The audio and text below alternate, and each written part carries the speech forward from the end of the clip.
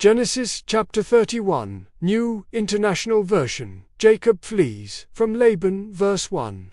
Jacob heard that Laban's sons were saying, "Jacob has taken everything our father owned, and has gained all this wealth from what belonged to our father."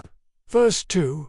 And Jacob noticed that Laban's attitude toward him was not what it had been.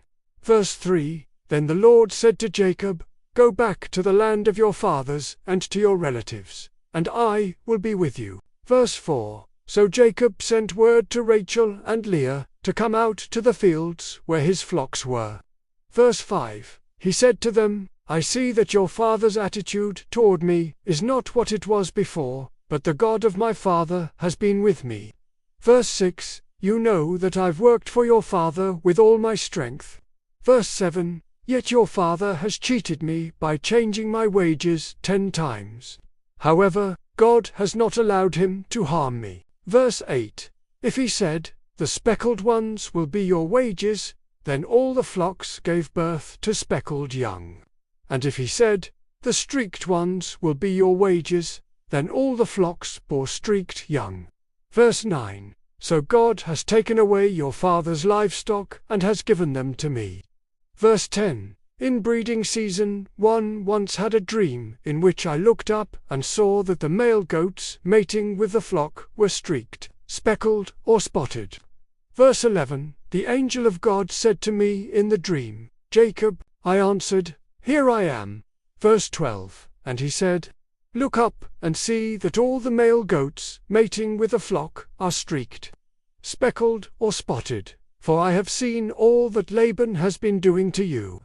Verse 13. I am the God of Bethel, where you anointed a pillar, and where you made a vow to me. Now leave this land at once, and go back to your native land. Verse 14. Then Rachel and Leah replied, "Do we still have any share in the inheritance of our father's estate?" Verse 15. Does he not regard us as foreigners? Not only has he sold us, but he has used up what was paid for us. Verse 16. Surely all the wealth that God took away from our father belongs to us and our children. So do whatever God has told you. Verse 17. Then Jacob put his children and his wives on camels. Verse 18. And he drove all his livestock ahead of him, along with all the goods he had accumulated in Paddan Aram, to go to his father Isaac in the land of Canaan. Verse 19. When Laban had gone to shear his sheep, Rachel stole her father's household gods. Verse 20. Moreover, Jacob deceived Laban the Aramean by not telling him he was running away. Verse 21. So he fled with all he had, crossed the Euphrates River, and headed for the hill country of Gilead. Laban pursues Jacob. Verse 22. On the 3rd day Laban was told that Jacob had fled. Verse 23. Taking his relatives with him, he pursued Jacob for 7 days, and caught up with him in the hill country of Gilead.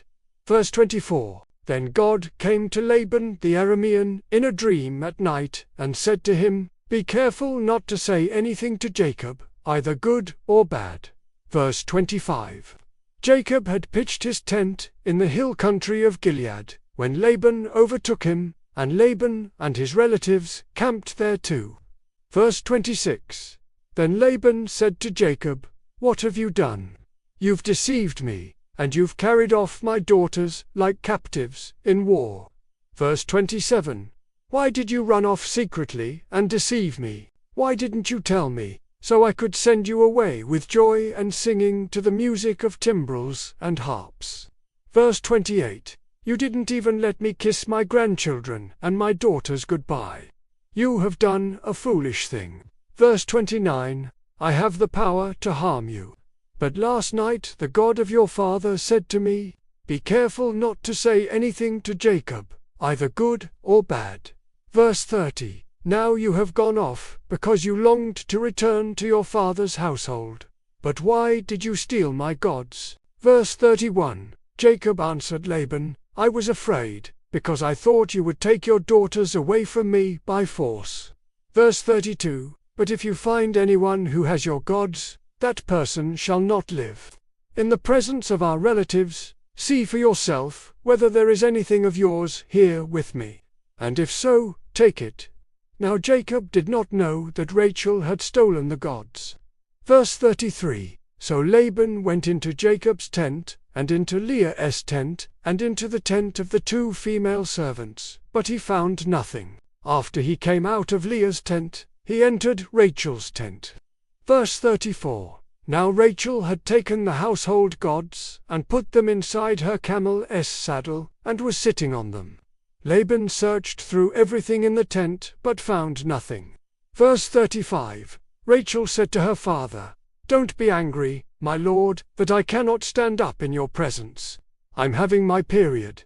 So he searched, but could not find the household gods. Verse 36. Jacob was angry, and took Laban to task.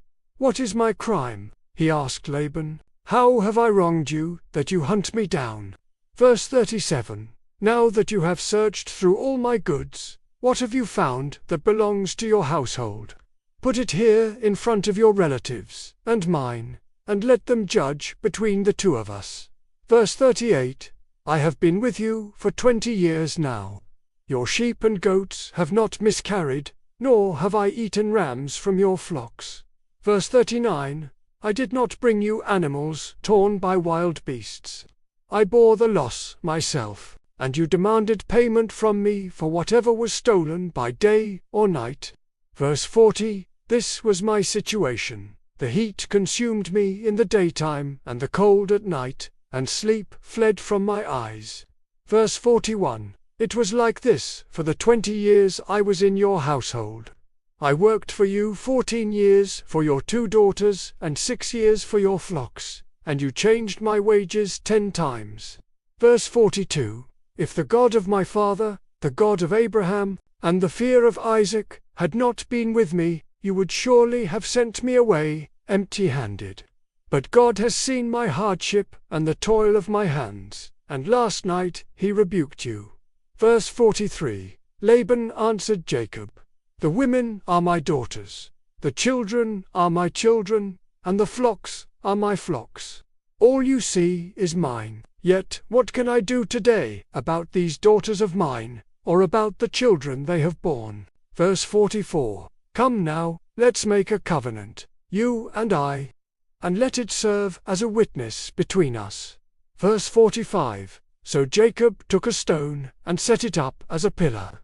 Verse 46. He said to his relatives, Gather some stones.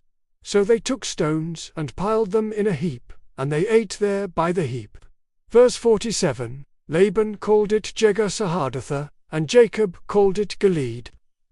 Verse 48. Laban said, This heap is a witness between you and me today.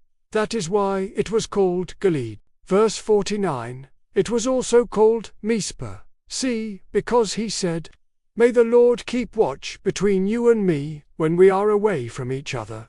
Verse 50. If you mistreat my daughters, or if you take any wives besides my daughters, even though no one is with us, remember that God is a witness between you and me. Verse 51. Laban also said to Jacob, Here is this heap, and here is this pillar I have set up between you and me. Verse 52. This heap is a witness, and this pillar is a witness, that I will not go past this heap to your side to harm you, and that you will not go past this heap and pillar to my side to harm me. Verse 53. May the God of Abraham and the God of Nahor, the God of their father, judge between us. So Jacob took an oath in the name of the fear of his father Isaac. Verse 54. He offered a sacrifice there in the hill country, and invited his relatives to a meal. After they had eaten, they spent the night there. Verse 55. Early the next morning, Laban kissed his grandchildren and his daughters, and blessed them. Then he left and returned home. Subscribe, like, share, comment,